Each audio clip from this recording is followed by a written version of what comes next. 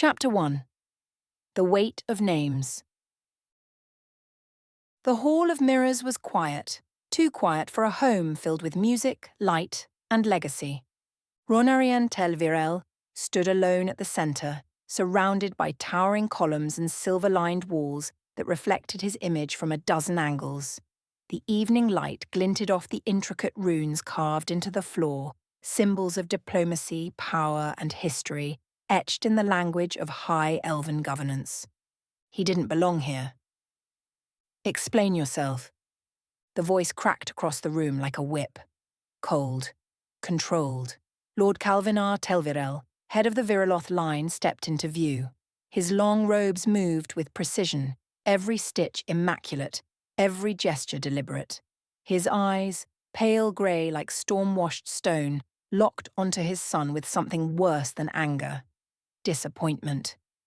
"I received word this morning," Calvinar continued, hands clasped behind his back, "that you've failed to attend 4 consecutive lectures on inter-realm diplomatic protocol.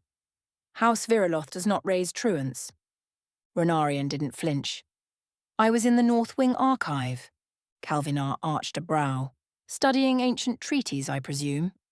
"No," Ronarian admitted.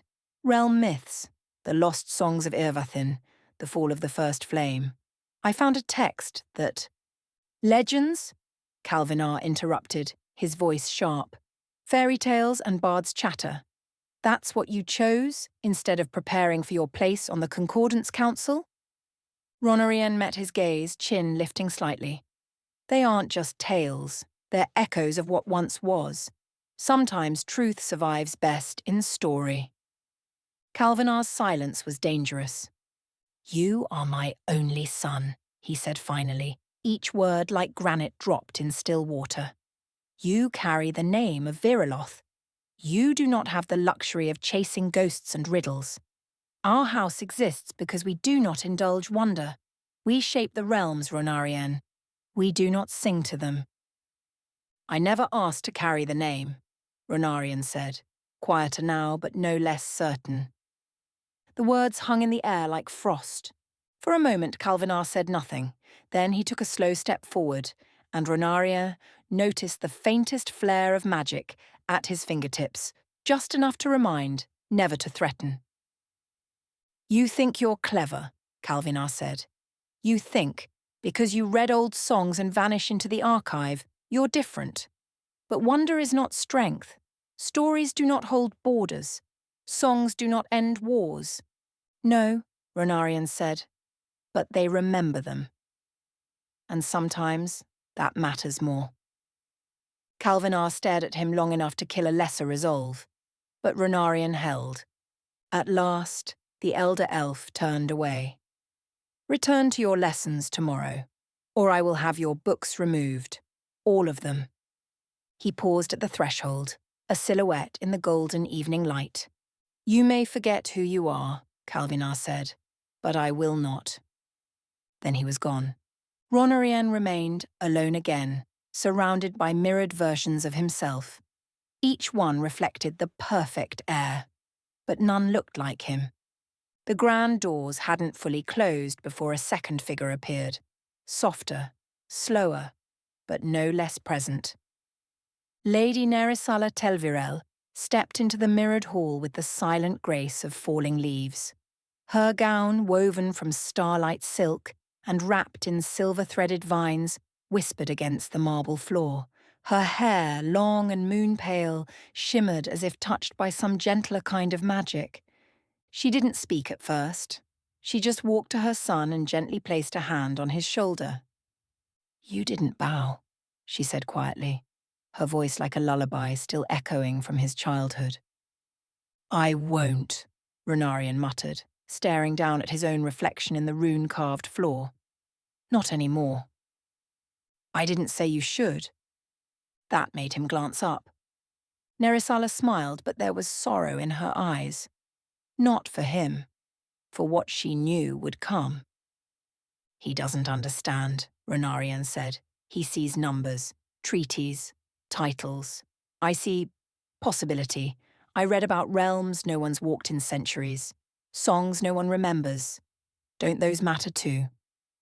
They matter more than most things, she said. But they don't fit in this house. That's the curse of legacy, my son. It has no room for wonder. Only weight. He leaned into her touch just slightly, the armor of defiance cracking. Sometimes I think I was born to the wrong family. No, she said firmly. You were born to the right mother. That's enough for now. That made him smile, just a little. Nerisala stepped away, folding her hands as she looked toward the fading light spilling through the stained glass windows. When you were very young, she said softly, you used to hum to the lay winds. The servants thought it was childish noise. But the winds always answered. Only a little. But I noticed. Ronarian looked at her, startled. You never said. I didn't want your father to stop it, he blinked. So it's real then? The way the world hums? The way the ground breathes? She nodded. Your father was trained to negotiate with the realms, but you... She turned to him now, fully. You were born to hear them. For a long moment, there was only the hush of the evening light through glass. Promise me one thing, she said, walking back to him. If you ever follow that sound, really follow it, don't look back for our sake. Some of us were meant to shape the world from within it. Others were meant to walk its edges and remind it how to sing. Ronarian's throat tightened. He'll never forgive me. She brushed a lock of hair from his face. He's not the one you'll owe anything to. But promise me, one last thing. He nodded. When you find a place that feels like music made solid, write me a letter. Tell me what it smells like, what it sounds like, and if the stars look different from there. His eyes stung. I will. She leaned in and kissed his brow. Then go chase your myths, my sweet fool, before the world convinces you they were never real. The sun had long since dipped below the spires of House Veriloth when Ronarian slipped through the servant passage hidden behind the north wing tapestry. Lantern in hand, he followed the narrow staircase downward, boots echoing against stone long abandoned. He'd heard whispers of an older archive, one sealed generations ago, a place his tutors never mentioned. He'd felt it pulling at him for weeks now, like a memory out of place. At the bottom, an iron gate blocked his path, corroded by time but still intact. A faint sigil marked its centre, the ancient rune for echo. Ronarian reached out, not entirely sure why, and placed his palm against the cold metal. The rune flared, not with light, but with sound. A deep harmonic pulse rang through his bones, not heard but felt. The gate didn't open. It simply let go. He stepped through into darkness. The archive was massive and buried under silence. Bookshelves stretched into shadow, many collapsed or covered in ivy that had no business growing underground. Scrolls lay in fragments. Dust danced like ash in the beam of his lantern. But something here was alive. He wandered slowly, trailing fingers along cracked tomes and broken relics. His lantern dimmed as if unwilling to burn too brightly in this sacred ruin. Then he saw it, on a pedestal in the centre of the room. A map etched into stone, surrounded by curved symbols that looked more like music than letters. He stepped closer, drawn. The map didn't depict Alfheim, not fully. It showed pathways between, thin lines arched from realm to realm, some glowing faintly, some broken, some spiralling out into inked oblivion. In the centre, where most maps would mark Alfheim or Earth, this one held a single word. Virithil. He didn't know the name, but as he looked at it, his heart began to race. The lines. They moved. No. They breathed. Ronarian blinked and staggered back. The map pulsed. His lantern guttered out. The whole room faded, until the world was nothing but song. A slow, low hum, like the earth sighing in its sleep. He could feel it. The ley line. Just one, here beneath the estate, running like a forgotten river under stone. It touched the map. It touched him. and it remembered. A name bloomed in his mind, not given but awakened. Vale Walker. He gasped. The hum ceased. His lantern reignited on its own. When he looked at the map again, the lines were still. The room was just a room. But something inside him was different. The silence no longer felt empty. Chapter 2. The Surge Beneath the World. The map had led him to the roots of the world. Past the archive.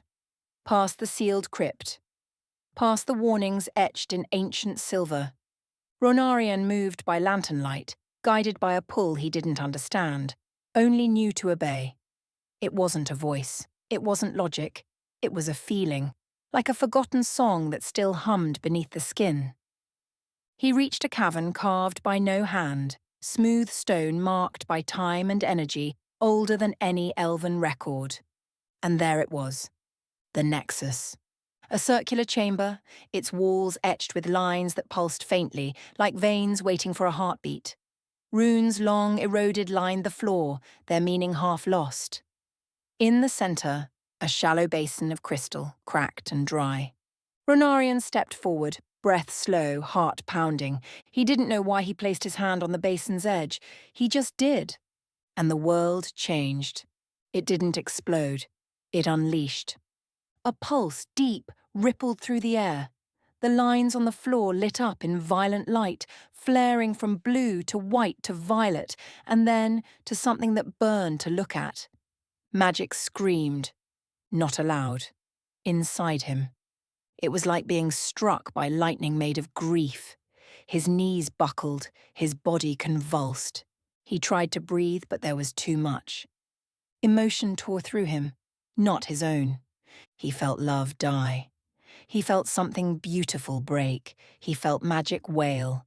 And through it all he saw threads of light, ley lines, screaming past him, around him, through him. His hand burned against the basin. His eyes glowed with pain. And then, something opened. Not in the room, in him. A door that had always been there, hidden behind wonder and story and longing, now thrown wide. He collapsed to the ground, shaking, breath ragged, chest heaving. The Nexus dimmed. Its light faded. The threads of power fell silent as if exhausted. Ronarian lay there, eyes wide, tears streaming, not because of what he had seen, but because of what he had felt. The cold of the stone floor bit deep.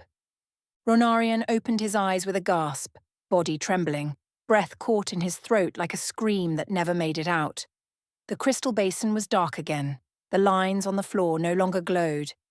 But he still felt them, in his bones, in his blood, in the echoing beat behind his eyes. He pushed himself up, barely able to stand.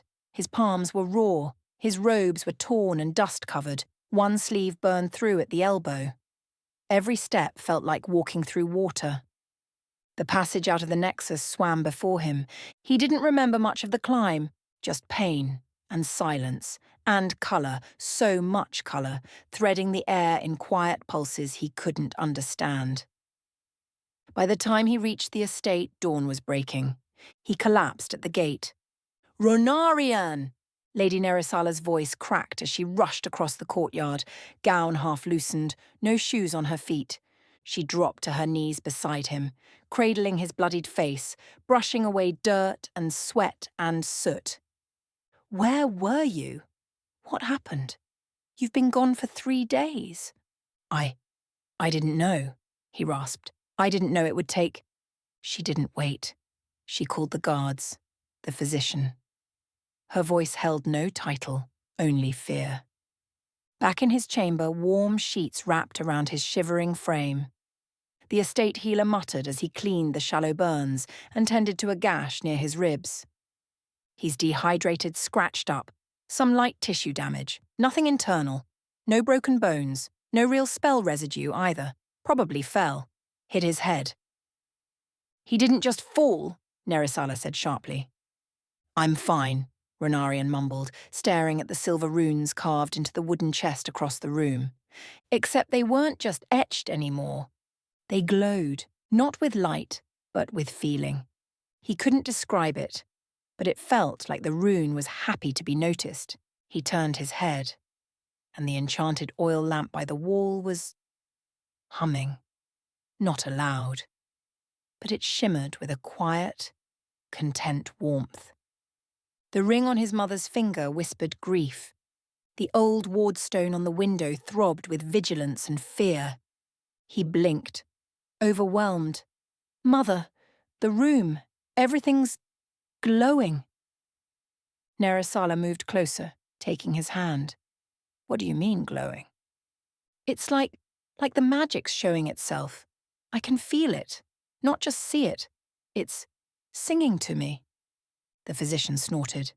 Delirium, likely struck his head on the cavern floor. Hallucinations are common. I'm not hallucinating. Renarian sat up too fast and winced. It's real. Everything that's enchanted, it's alive. Not alive, but awake. It's emotional. The doctor exchanged a quiet look with Nerisala. He'll need rest, fluids, maybe a mind-calming draught. I'm not mad, Renarian whispered. His mother didn't answer, but she didn't let go of his hand either. The door closed with a soft click, and for the first time in hours the room fell silent. Lady Nerisala remained seated at the edge of the bed, hands folded in her lap, gaze lingering on her son as the last of the staff and healers faded from view. Renarian lay propped against a mound of pillows, blankets tucked over him, though sweat still glistened along his forehead. His skin was pale, his fingers trembling slightly, but his eyes, they were clear now, too clear. She waited, offering him the space to speak. He did. I followed the map, he whispered, voice raw.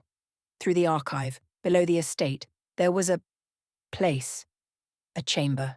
He swallowed hard. A nexus.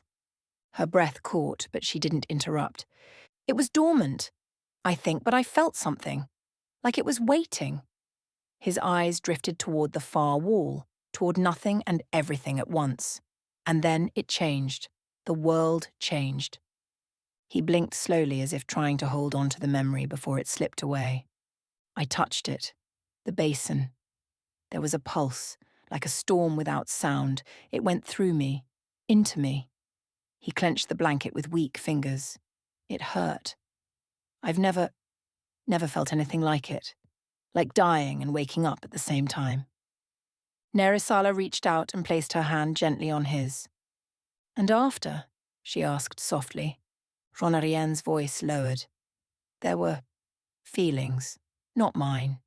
Emotions I couldn't name. Something broke. Or maybe I did. He shook his head slowly. I remember colours. Soundless sound. And then I woke up. He looked directly at her now, eyes rimmed in red but filled with certainty. And everything was different. She nodded slowly, brushing her thumb over his knuckles. I believe you. Relief flickered across his face, followed by doubt. But no one else will, she added gently. His shoulders tensed. They'll think you imagined it, or that you're unwell. Even now the healer is likely already preparing a report for your father. Renarian looked down. Then what do I do? You do what I taught you, she said. You listen. You learn.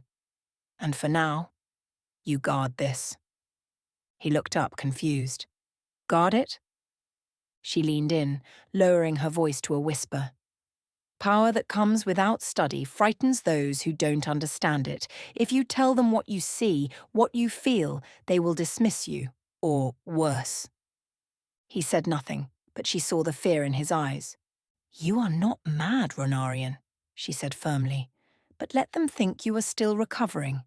Let them think nothing has changed. He hesitated. Even father? Especially your father, she said. He would try to name it, bind it, control it. He does not understand wonder, and he does not trust what he cannot master. Silence settled between them, heavy, necessary. Finally, Renarian asked, what if it never stops? The humming, the colours, the emotions. I can't shut them out. She smiled sadly. Then you learn to live with your eyes open wider than theirs. The silence had just settled again when the door creaked open. Lord Calvinar stepped into the chamber, his robes uncharacteristically askew.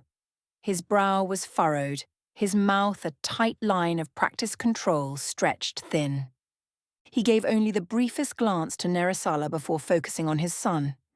"You're awake," he said. Not relief, just observation. "I am," Renarian replied, quieter than intended. Calvinar remained standing, hands clasped behind his back. "You'll recover. The physician says your injuries are minor. Dehydration, some bruising. A blow to the head, perhaps." Renarian said nothing. "I won't pretend I understand why you vanished for 3 days. We'll speak of that later." His tone was clipped. "But I haven't time for lectures this morning." He paused, something in his expression darkening. "There's been an incident. A serious one." Nerisala straightened beside the bed. "What kind?" "Eldamir." Calvinar's gaze shifted to the window as if seeing distant realms through it. "All portal access in and out of the city has ceased. The entire Nexus system appears to have collapsed." Renarian sat upright, heart thudding. "When?" he asked. 3 days ago," Calvina replied, not noticing the sudden stillness in his son. "The High Council believes it was a catastrophic failure, possibly sabotage. No one is certain." The words echoed like a bell in Renarian's skull. 3 days ago, the surge, the screaming magic, the pain, the breaking, he whispered. The same morning. Calvinar glanced back at him, arching a brow. "What?" Renarian hesitated. "Did they say what caused it, or what happened inside?" "No." Calvinar's tone grew sharper. "Only that portal contact was lost instantly. As of now, Eldamir is sealed. No exit, no entrance. It is cut off." Something inside Renarian clicked. Not knowledge, not certainty, but a deep, visceral understanding. Whatever changed him hadn't been random. It had been connected. "The council will convene this evening." Then to Renarian. "Rest. Regain your senses. I will not have my son slipping into poetic fantasy while the realms unravel." He turned and left without waiting for a reply. The door closed behind him with the weight of expectation. Renarian stared at the empty space his father had stood in, then at his hands. They weren't glowing, but they remembered. He looked to his mother, breath shallow. 3 days ago, he said again. That was when I changed. She nodded just once, and neither of them said what they both now feared. The realms were shifting, and Ronan Telvirel had been the first to feel it break. Chapter 3. The Listening. The pain was fading. Not gone, but softened, dulled into the kind of ache that nestled into joints and muscles and memories. Renarian moved slowly through the corridor, his bare feet silent against the polished stone. The morning light filtered in through the stained glass windows, casting fragmented rainbows across the floor. Once he would have marvelled at the artistry of it. Now he saw something else. There was a subtle shimmer to the air near the ward stones embedded in the corners, like heat rising from invisible fires. Each shimmer pulsed with a faint emotion he couldn't name but felt. One was calm, one was agitated, one felt like it wanted to be left alone. He stopped at the edge of the Hall of Relics, a long vaulted chamber his father kept for diplomatic gifts, ancestral artifacts, and magically imbued trinkets from distant realms. It was never locked.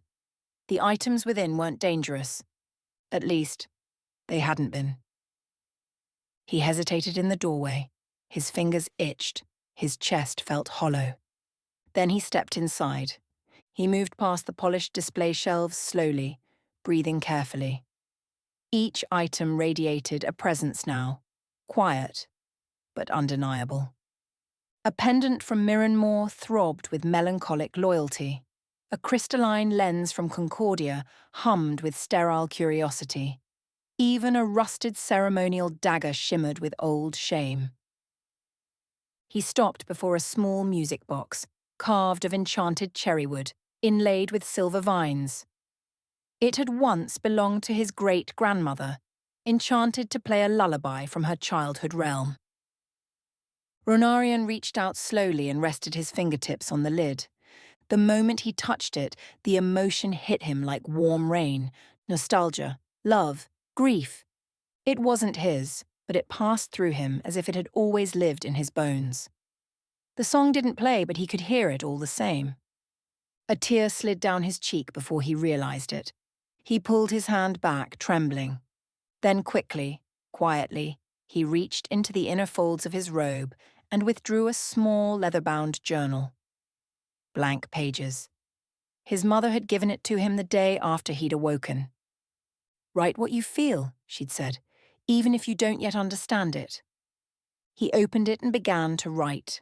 Music box, warmth, sorrow, a feeling of someone missing home. The magic isn't just in the melody, it's in the memory. A happy moment captured and replayed forever, even though the one who enchanted it is gone. He swallowed. The emotion still clung to his fingertips.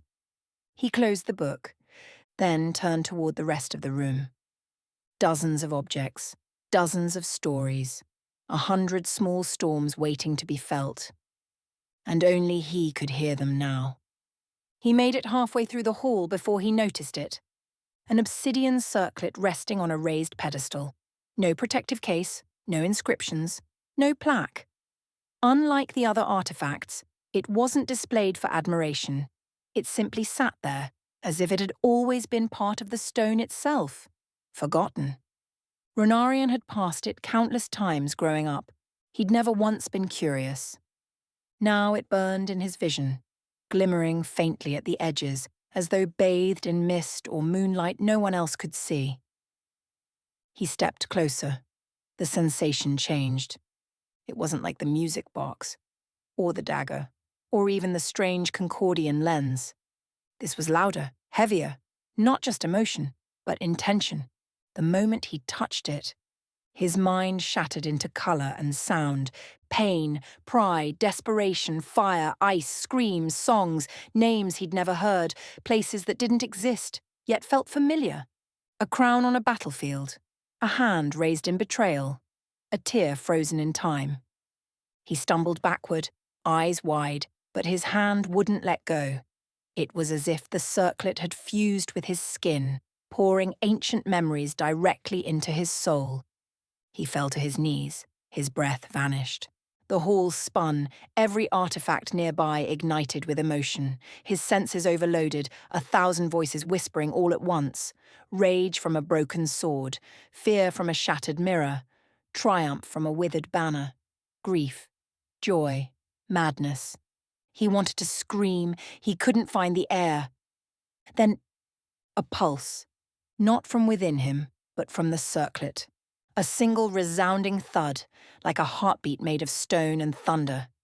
And the link broke.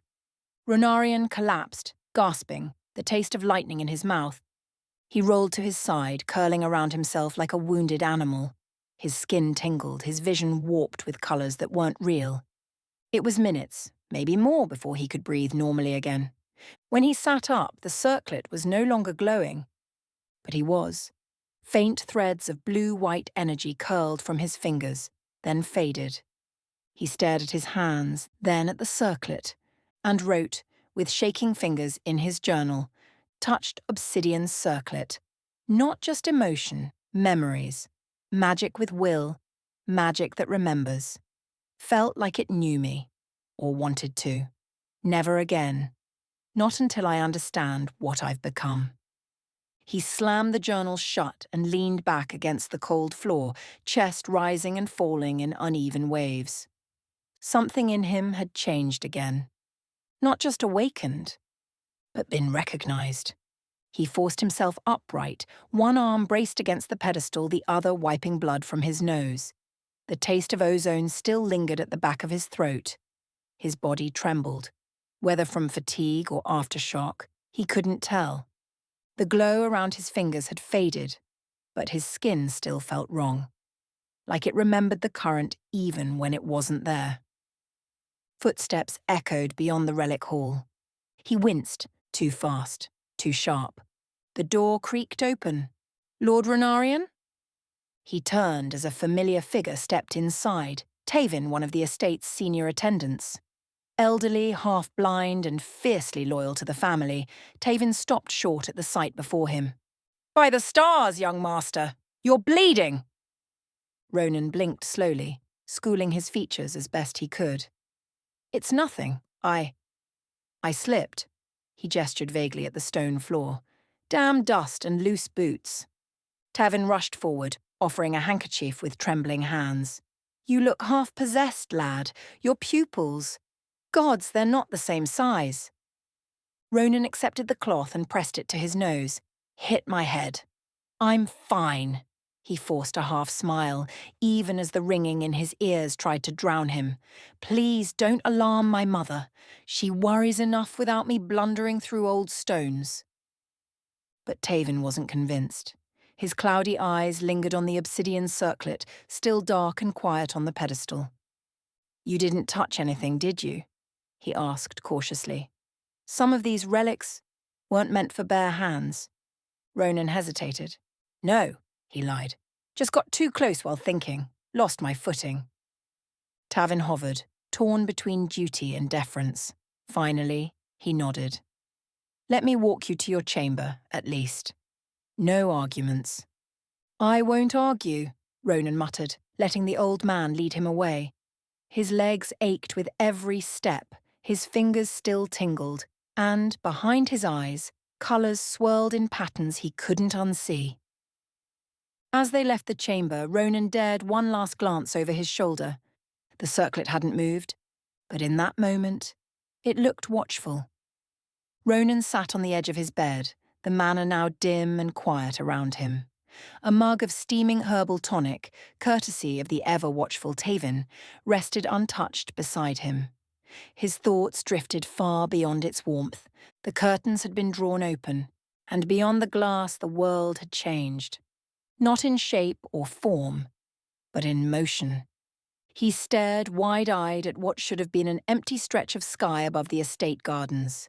Instead, he saw light, a slow, swirling current, transparent yet radiant, like moonlight made liquid, flowing in a lazy spiral just beyond the treetops. It moved with purpose, a rhythm older than breath, a ley line.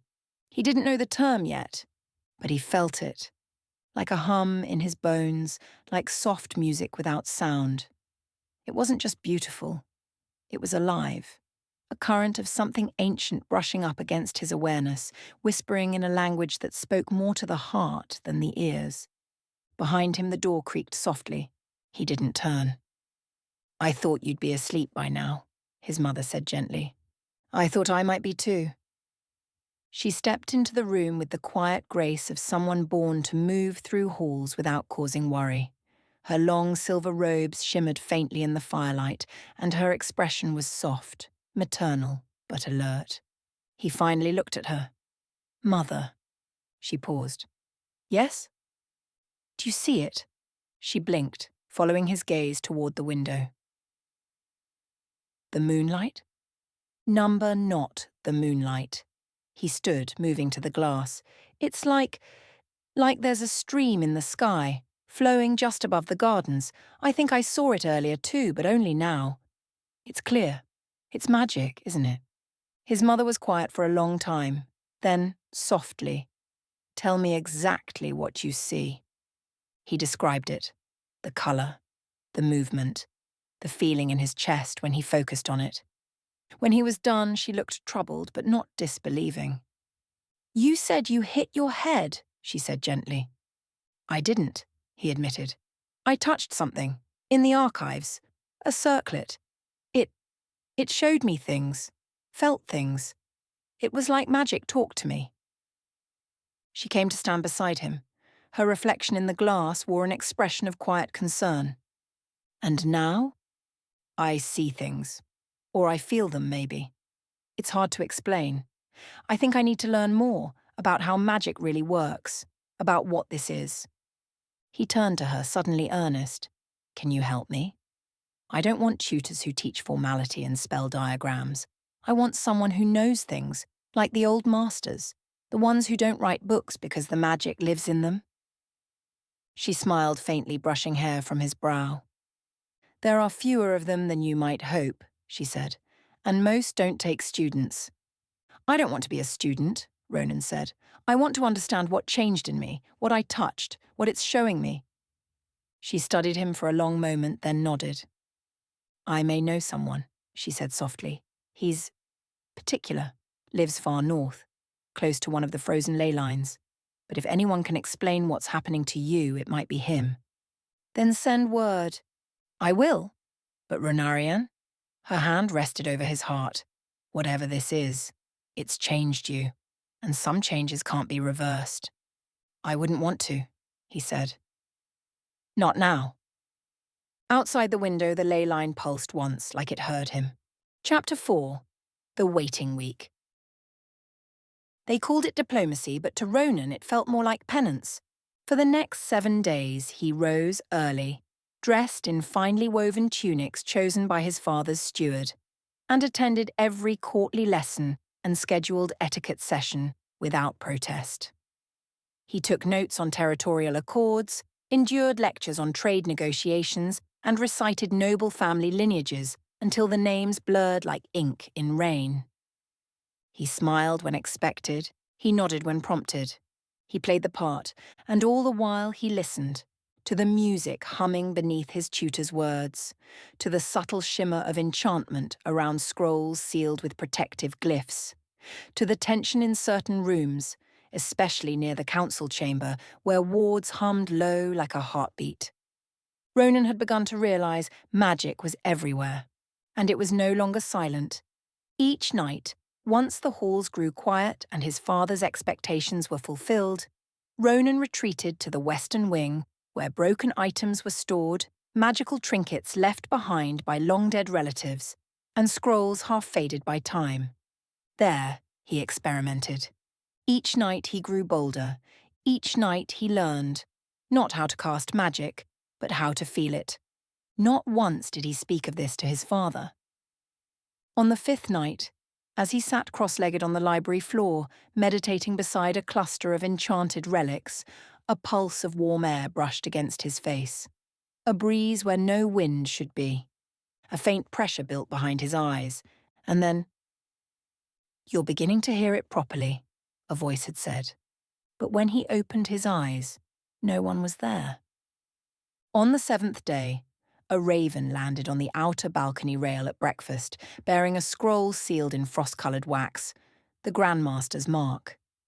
His mother opened it silently, eyes scanning the parchment. Then, with a barely visible breath of relief, she nodded to Ronan. "He's coming." Ronan's heart leapt.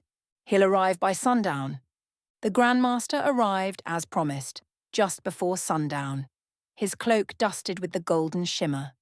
He wore no sigils, no crown of office, and yet the moment he stepped down from the saddle, even the wind shifted to make space for him.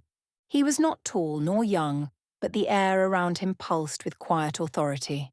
His pale silver hair was bound at the nape, and his staff bore no jewels, just a long braid of woven wood and silver, humming faintly in Ronan's newly attuned senses. Lady Ilarion greeted him at the stairs with a low bow of respect, not from obligation, but memory. "It's been far too long, Maren," she said gently. The Grandmaster gave a tired smile. "You saved my sister's life.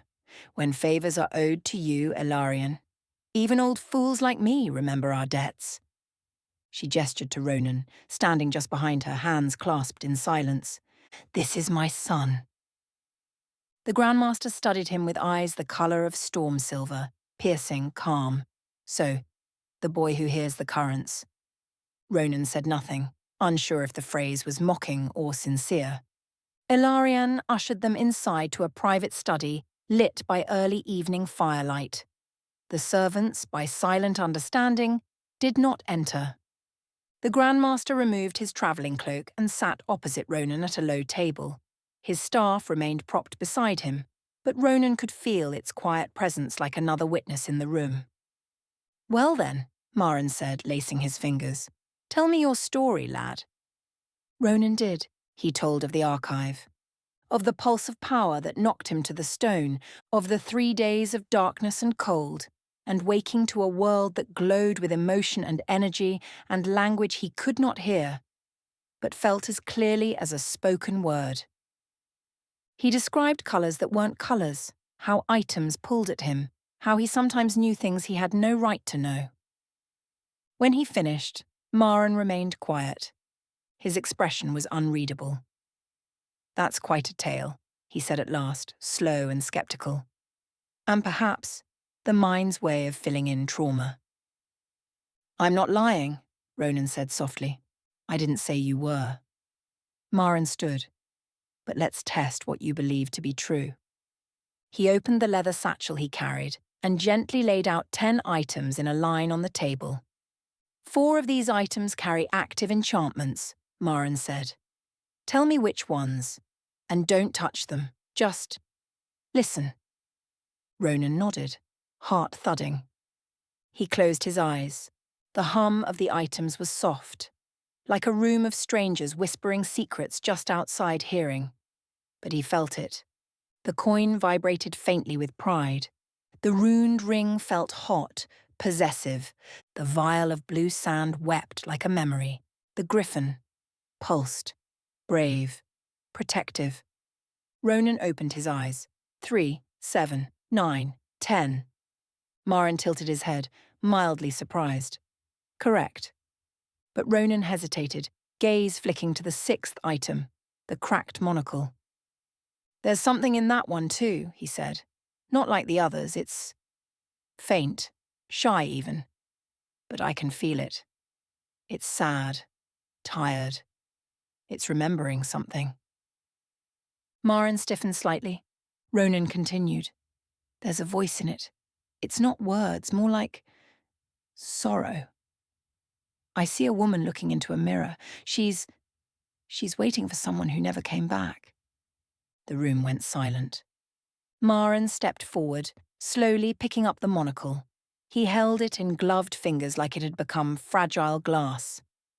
"That enchantment was laid centuries ago," he said at last.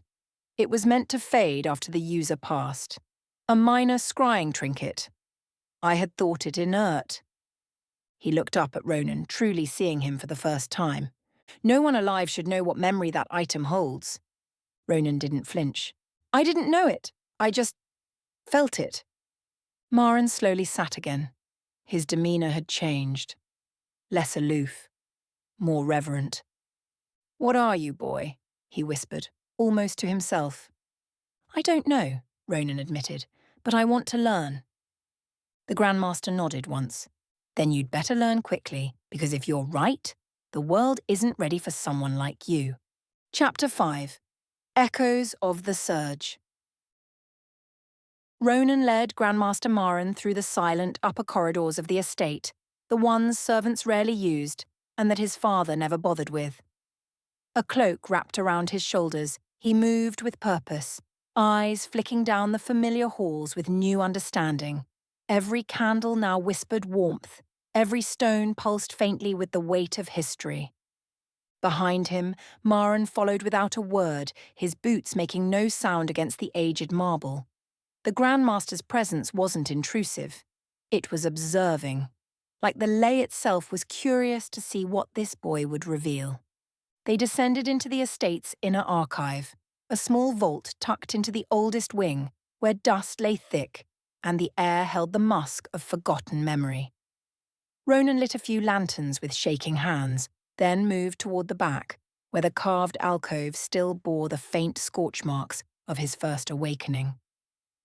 "This is where it happened," he said quietly. He knelt beside the ancient pedestal, now cracked through the center. There was a book here, an old volume on realm theory and ancient gateways, not even sealed, just buried under centuries of disuse.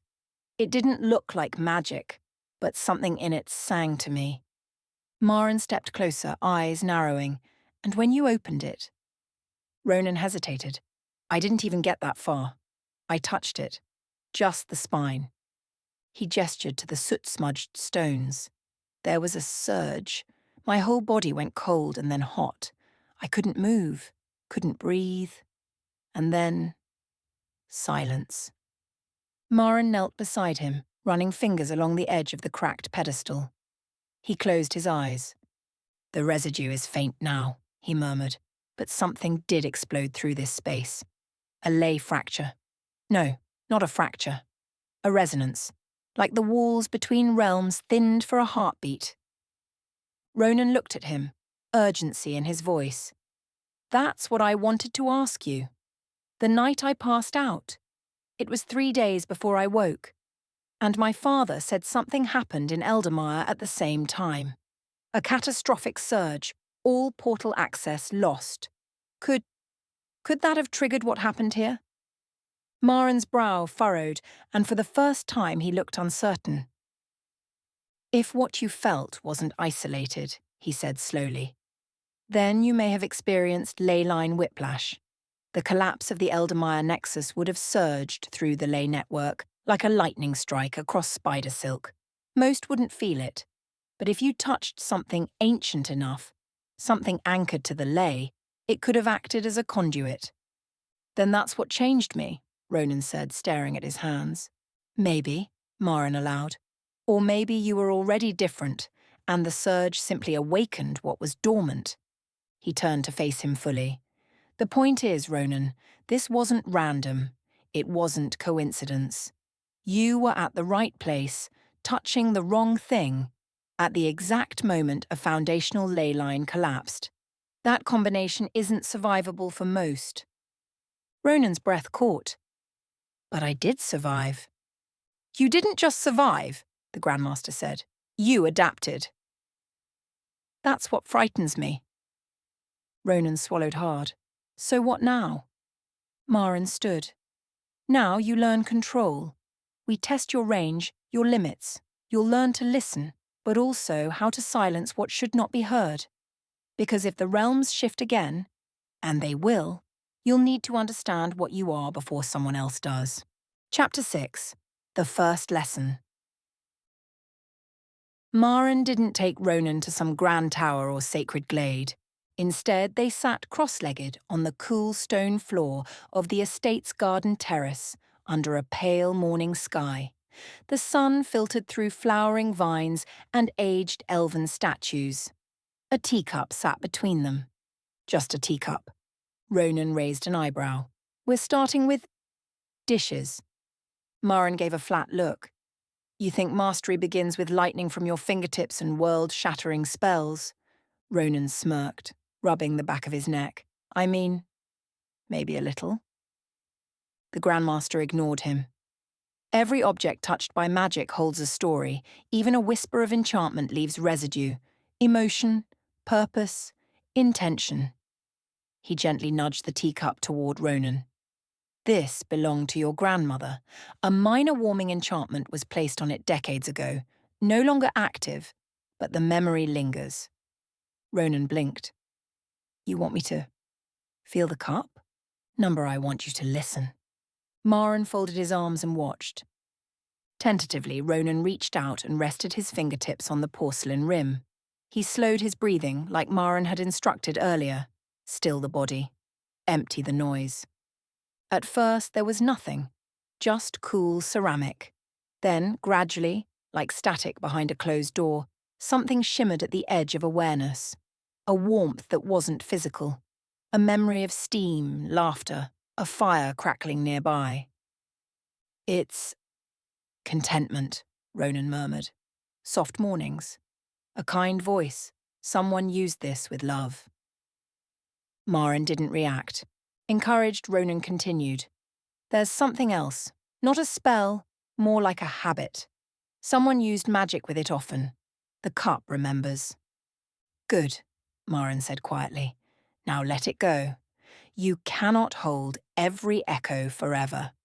Ronan nodded and pulled his hand back. The feeling faded, but not entirely.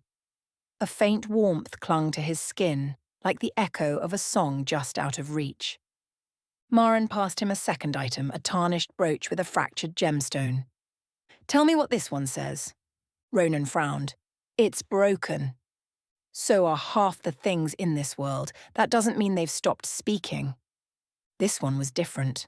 Cold. Bitter. It clung like frostbite, and Ronan flinched.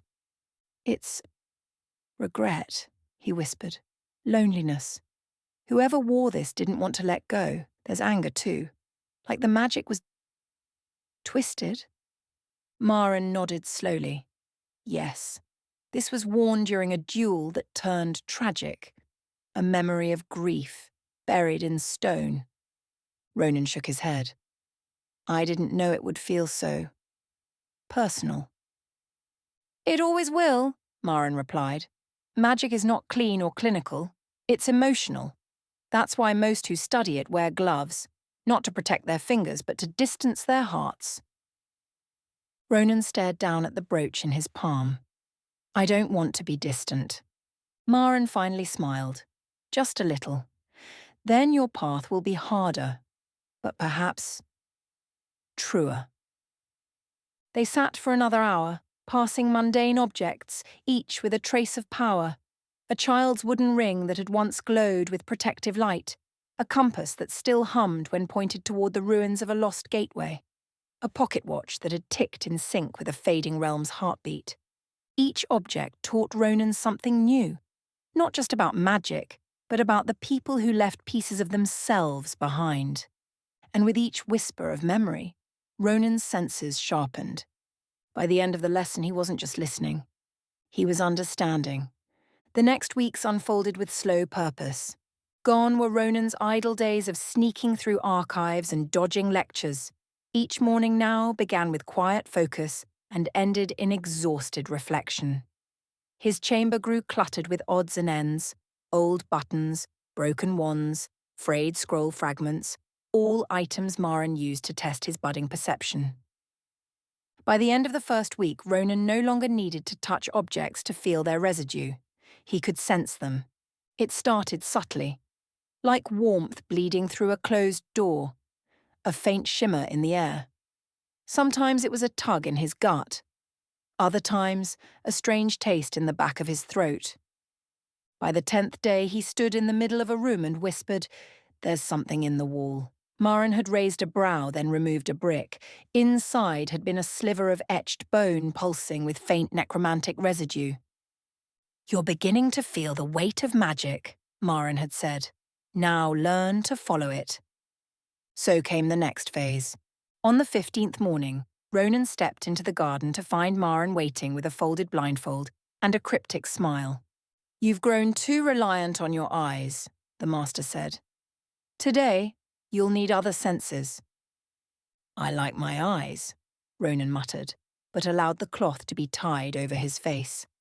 Maren led him in a slow circle, then turned him once more for good measure. Somewhere in this courtyard, I've hidden a single enchanted object. Your task, find it, name it, tell me what it once meant to someone. That's it? Ronan asked, skeptical. That's everything. He was left alone, surrounded by warm stone, whispering wind, and the chorus of distant birdsong. At first, everything felt empty. But then, like water rippling around an unseen rock, Ronan felt a disturbance, a soft push against the edge of his mind. Not pressure, more like a presence. He turned toward it carefully, letting instinct guide him. Every step felt like following a thread of spider silk. He passed near the ivy wall. Nothing. Past the reflecting pool. Nothing. Then, as he stepped near the old sundial, a sudden pulse danced through his chest.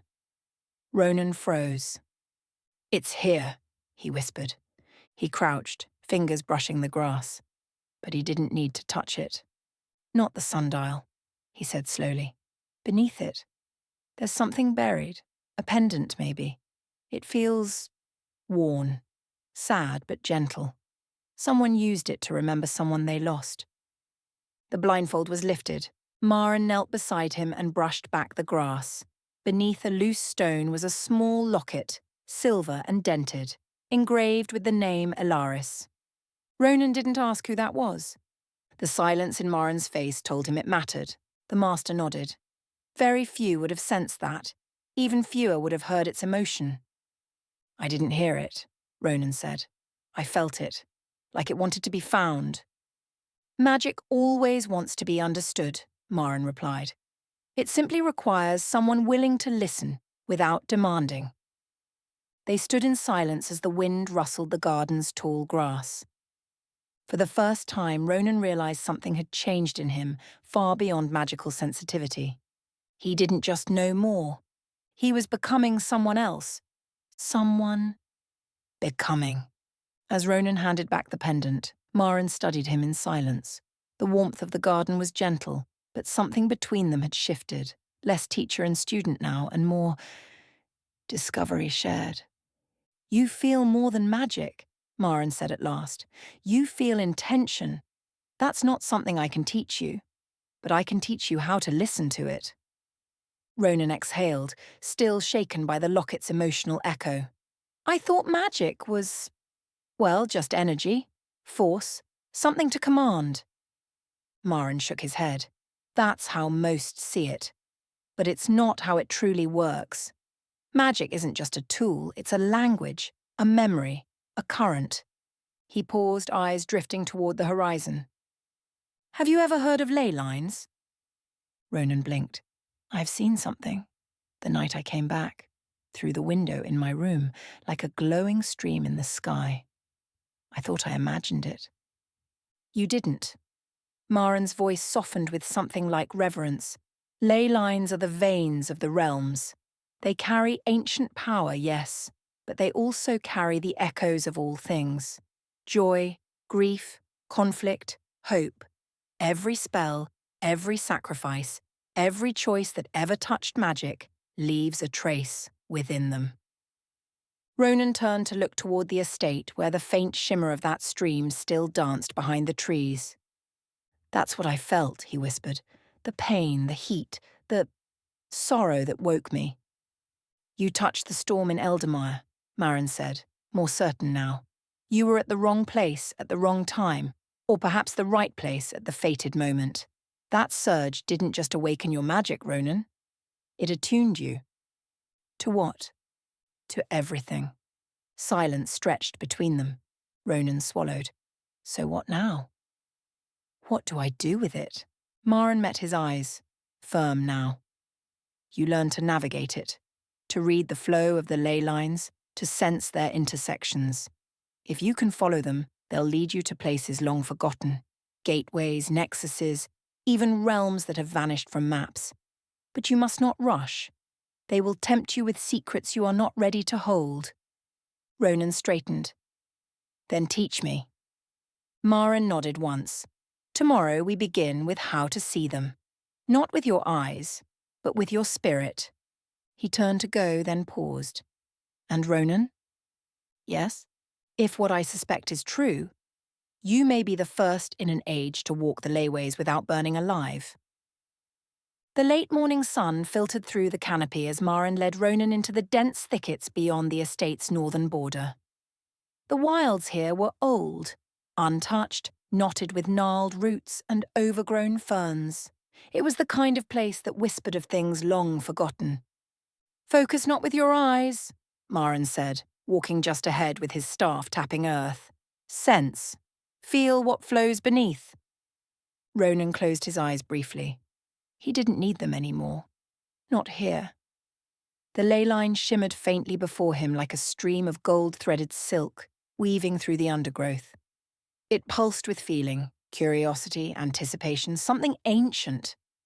He stepped off the path following the tug. His breath came slow, controlled. Marin said nothing, simply watching.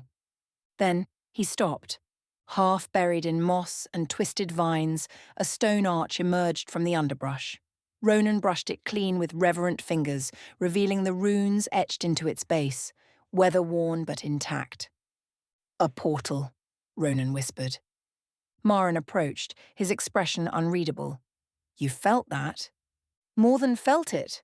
Ronan turned to him, brows tight. It called to me. The Grandmaster crouched beside the old stone. These were once lay-anchored gateways. Your attunement let you track it even after centuries of silence. Ronan's wonder slowly turned to concern.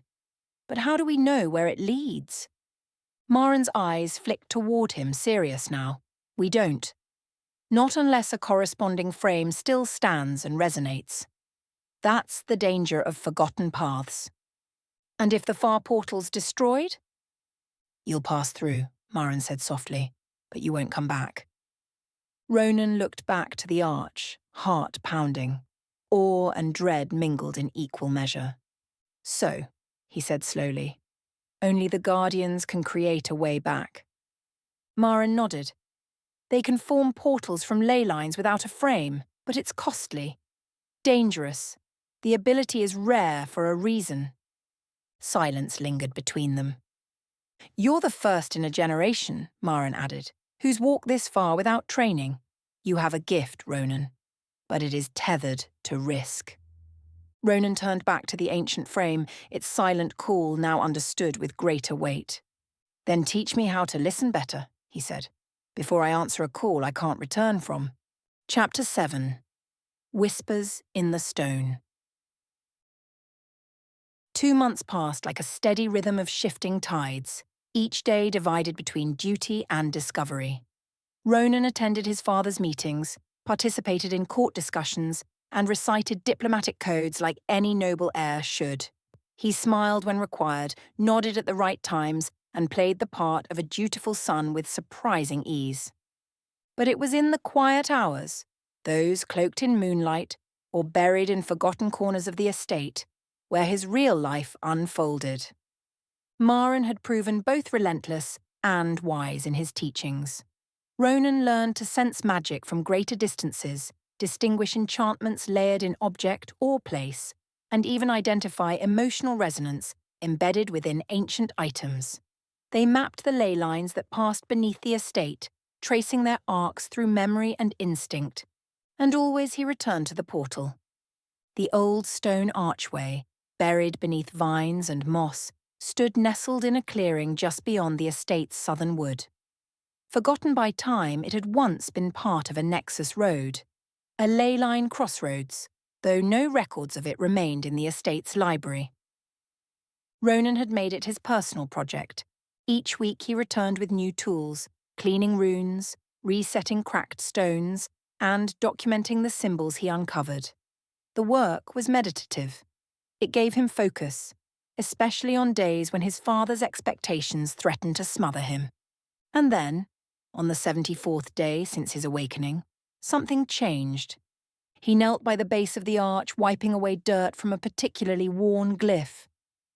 As his fingers traced the line, something sparked, not in sight or sound, but in feeling. A sudden weightlessness flooded his chest. The air shimmered. He staggered backward, heart racing, hand still glowing faintly where it had touched the stone. Then he heard it, not in words, not even in thought, but through feeling. A gentle pull, like being remembered by an old friend.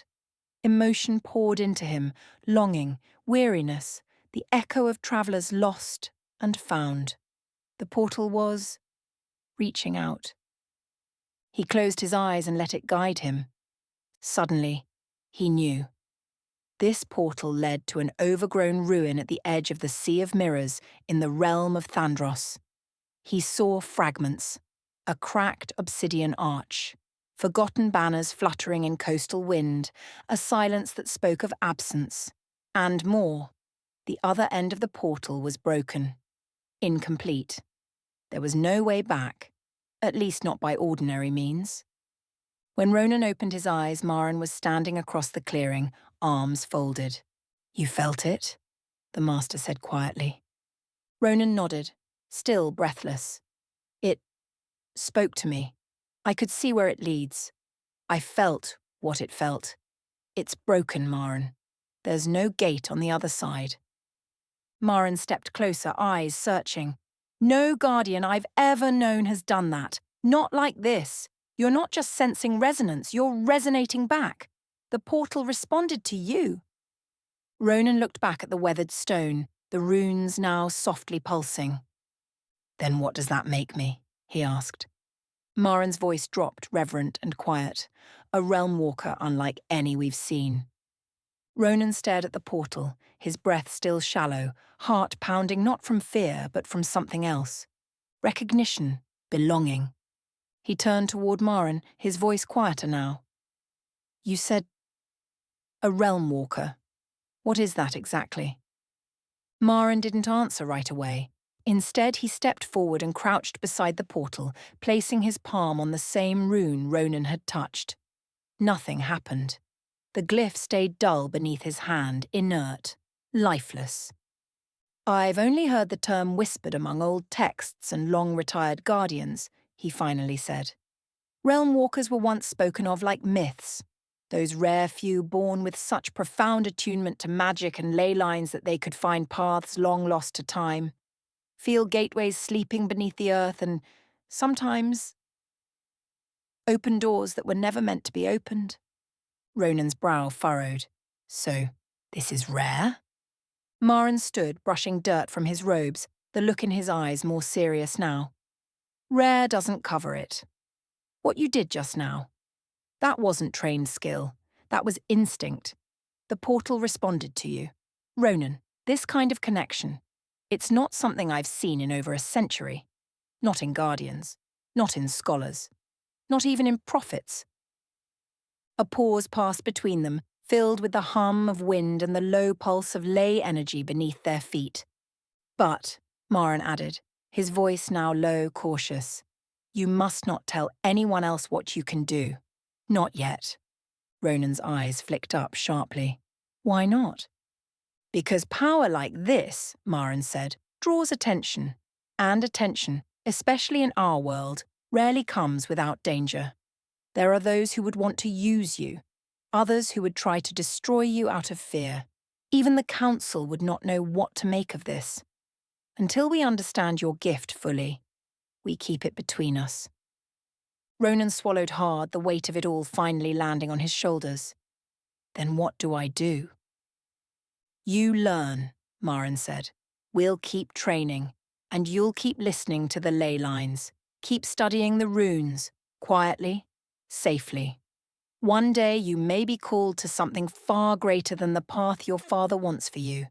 But that day must come on your terms, not because someone else forced it."